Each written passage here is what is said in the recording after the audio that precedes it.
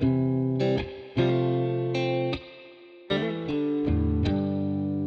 look at the car park of Australia with our national cars, without Rare Spares, 3/4 of these cars wouldn't exist. Not only have they provided owners, people with a fantastic, satisfying hobby, but they've kept the cars on the road.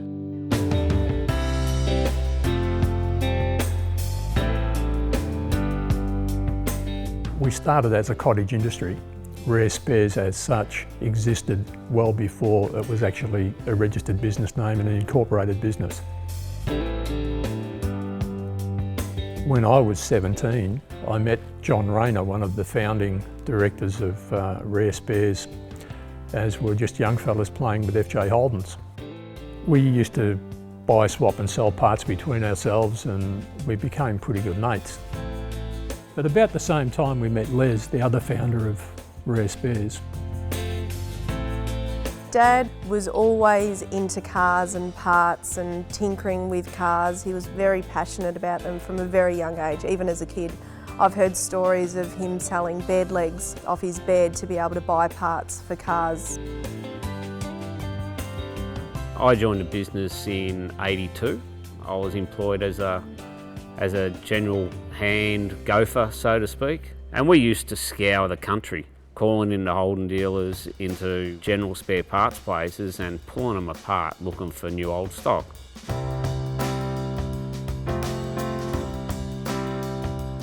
We used to get up into lofts and rat around and out in the back shed and all this sort of stuff, and we were turning up some pretty fair treasures for the time. We went on a lot of trips when I was younger. Knowing what it was about now, it was Dad's time to source product or talk to people in the game and be able to just communicate with people. They were really exciting days because you'd find some real gold out there. You knew that as soon as you got that back to the store, it was going to sell.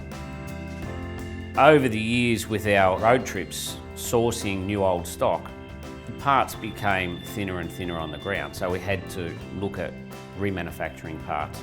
And that's where Neil Vidine really came into the play. As years went on and the need for a greater range of products came, he headed up our overseas manufacturing. There wasn't the availability of parts that there is today for the guys that want to build a project car. You had to try and scrounge it up new old stock, or second hand, or you had to make one, or you had to repair one. They were the options. We were a little bit of a godsend to a lot of these guys that wanted parts for their FXs and FJs, and it just sort of took off from there. It was fun, it was a lot of fun. Business wasn't as serious back then. Those fun days really helped build a passion for the business, for me in the business, and I know for the other guys in the business, we were really passionate about what we were doing. David Rayner joined the business when it was still in its infancy, primarily to build the distribution side of the business. More people selling your product, representing the brand, gave us the distribution that we've currently got, and we are where we are today. I probably first came across Rare Spares 35 to 40 years ago. HD, HR Holdens, I've done a lot of those, and of course, as anybody would know, the corners of the doors used to rust, so I used to buy all my panels for them. So that was my first experience with Rares. It was obviously good back in the day, and still is these days. They were bringing out like 7 new products a week. I mean, that is huge. So all I'd be waiting for is the next catalogue. What's the next new thing that we can have? Being able to talk to these guys, and you can just see in their face that they're so thankful or grateful for what we do and what we can supply, because it allows them to continue their passion and do what my dad did with me, pass that down to their children. It's not necessarily about the car, but it's about how you get there and what's behind it, the love and affection that you've got for it, and having that around a car just, I think, is a great thing for a person. It all comes back to that same thing. We're still petrol heads ourselves, we understand. We understand, and that's what it's all about. when a new part arrives and we all race over to R&D and we say, oh yeah, does this fit? And the expectation that it's going to fit first up is probably a bit of a folly, but when something really fits, that's great. And that comes back to that, we're driven by the fact that we enjoy what we do and we like playing with cars.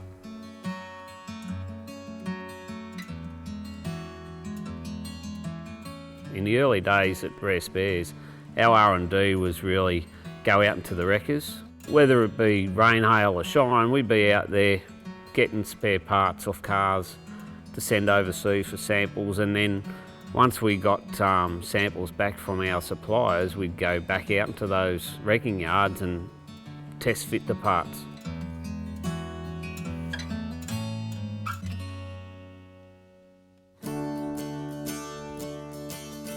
Now we can do that in our R&D department, and it just gives us the opportunity to go over at any time and fit up a part and make sure that it's 100% correct.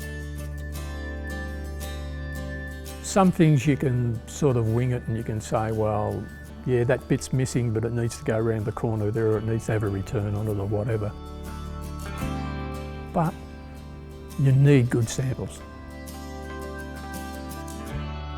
The thing that gives us the ability to develop product is the quality of car that we actually get out there and source. To do that, we travel wide and far to find unmolested cars, and when you find them, it's pretty exciting to get something back into the place and start looking under the bonnet and on the interior and say, well, what the hell can we make from this car now?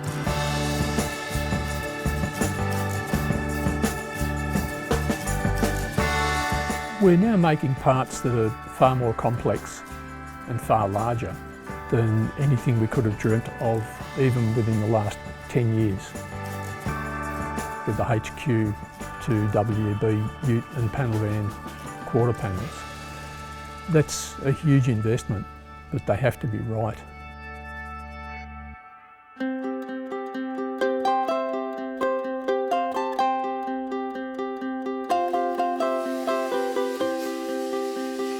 To have people who actually know what they're doing, that's critical. That's why we sent the ute quarters up to Gary O'Brien. Well, I guess as a young bloke, many moons ago, late 70s, where I used to work, we used to make a lot of handmade panels for some old exotic race cars. So I was really lucky enough to work with a lot of old guys with a lot of old skills. Our journey's been over 40 years now, and you know, collectively there's not much we can't do. We've built a lot of cars, but we're not necessarily expert car restorers, and if we can team up with those in the industry that are experts, that's what helps us get to where we need to be with quality and fit. When I started to get more involved with cars, I was very mindful of colour match, paint finish, panel gapping. It'd take twice as long to do, but the car was back to how it should be. We actually bought a ute with new quarter panels on it, original new old stock, and shipped it over to the panel manufacturer. Some people would tear their hair out and say, yeah, it's sacrilege, you know, but we have to. The parts need to be right. People that are into the car world like we are, I don't know whether they all realise how much work and effort goes into producing these things.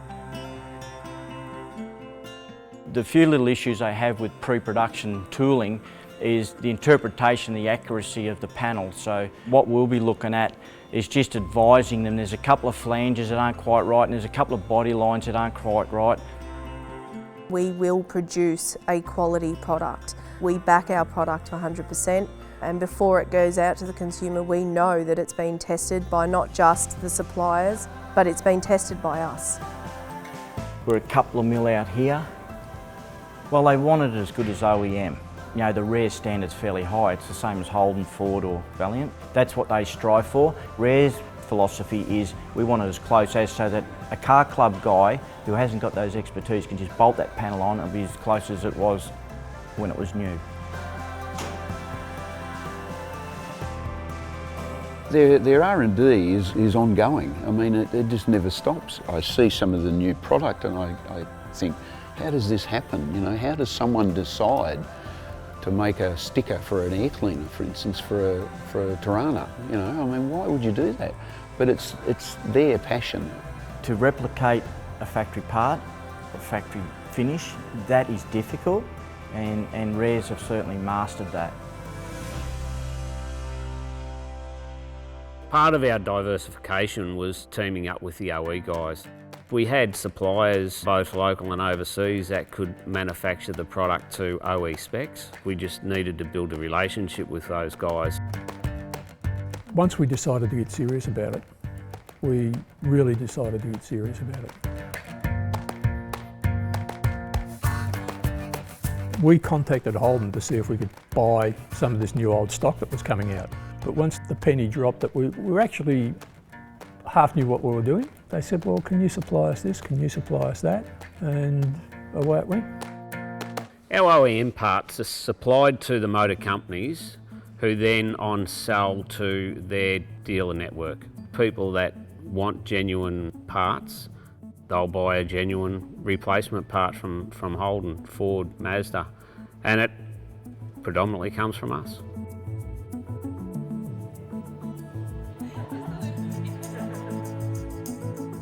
Whether it be a restoration product for Rare Spares or be a product for a major car manufacturer. You don't get that endorsement from a major car manufacturer without having those mechanisms in place.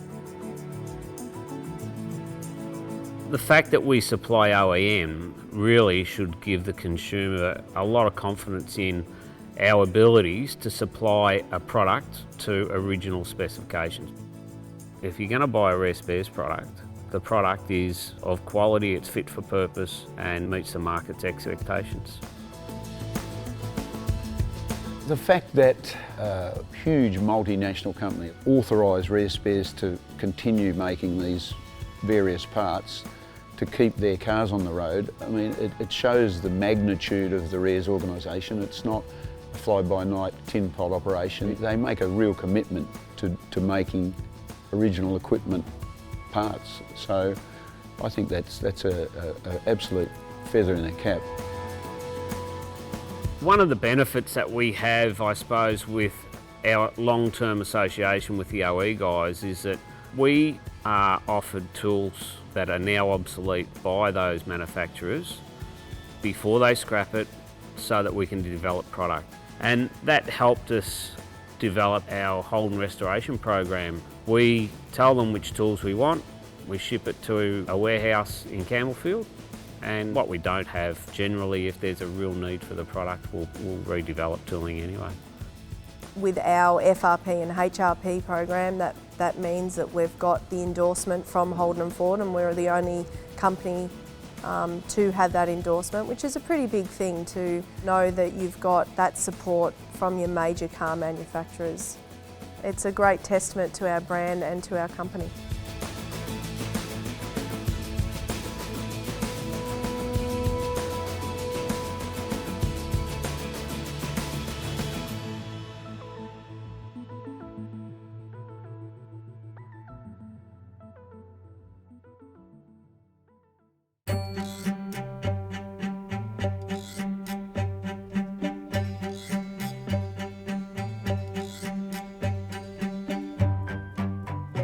I suppose the perception of Rare Spares out there in the marketplace is we're the people that help keep their cars on the road. They look to us for all the spare parts to rebuild their car. Everyone knew Rare Spares. It became a very popular name very quickly, but they knew it for what it was, which is selling car parts to the restoration market. And we needed a name that told the whole story. We felt we needed to move the name from Rare Spares to a more corporate identity. Because of the diversity in the business, the industrial rubber side of our business wasn't really identified by the name Rare Spares, nor was our supply to the OE guys. RSP, Rare Spares Parts, came into play. RSP is the mother brand to what our company is today. It incorporates Rare Spares 40 years of business and passion and everything that Rare Spares represents.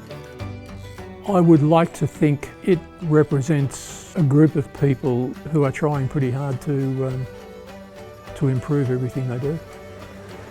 People are blown away by the absolute size of the business and what's actually behind it. When I started with the business, there were 6 of us in the business. Now we've got some 64 people. Our tagline is more than just a part in your project, and that's the people behind what Rare Spares and RSP really is. We're approachable, we're a family unit, we back all the products that we have and we're willing to support our customer base in any way that we can. Our Rare Spares guarantee sums it all up. If you're not happy with something, no matter how long it's been since you bought it, you bring it back, we'll give you your money back or swap it for something that you do want. I think the accessibility is the thing that people are grateful for. I was at a car club meeting a few weeks ago and one of the guys stood up and said to us, "We'd just like to say thank you. Without you, we can't restore our cars. We can't do the things that we're passionate about. We're thankful and grateful for what you do."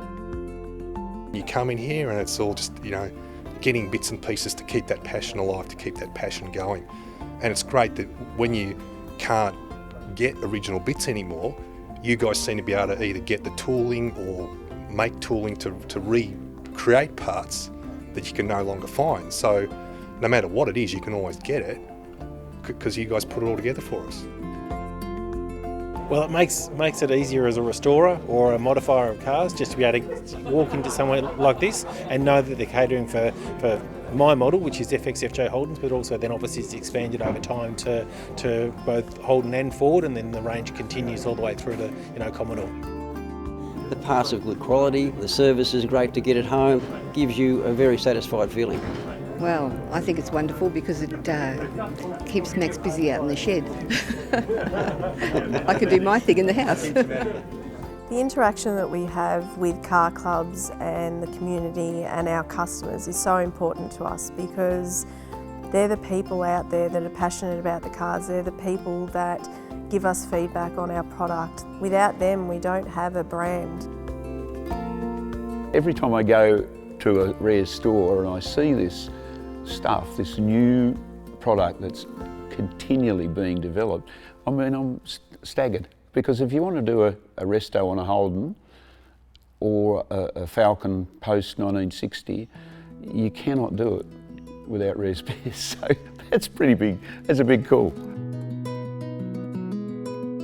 You buy an old car to do up and all the bolts have had it, you can go to Rares and buy a complete bolt kit. I mean, that is so cool. I'd like to think that the industry sees Rare Spares as the supplier of restoration parts for Australian Holden and Ford. We have the range. We're dedicated to making sure that we continue to service the industry so that people can continue to enjoy their passion, their cars. Whatever stage your project is in, we're there for you and we're happy to help and support you. The company was built and founded on passionate people restoring their cars and those people are still around, so we know what it's about. We know what is needed to get you through your restoration. They still have that passion, they still have the drive, and they actually, I think in the last 12 months, they even want to take it to another level. So, and that can only be done by passion. There's still a lot of product out there that we really want to make, and we want to start concentrating on the bigger stuff, the really hard stuff that people need to finish their cars off properly. We need to start making product that saves cars because the numbers are dropping off. Without being simplistic, I still have fun. It's still fun, and we've had the philosophy that not only are we a family business, we're a business of families. As long as it can look after our people, I'll be happy. That's the way I look at it.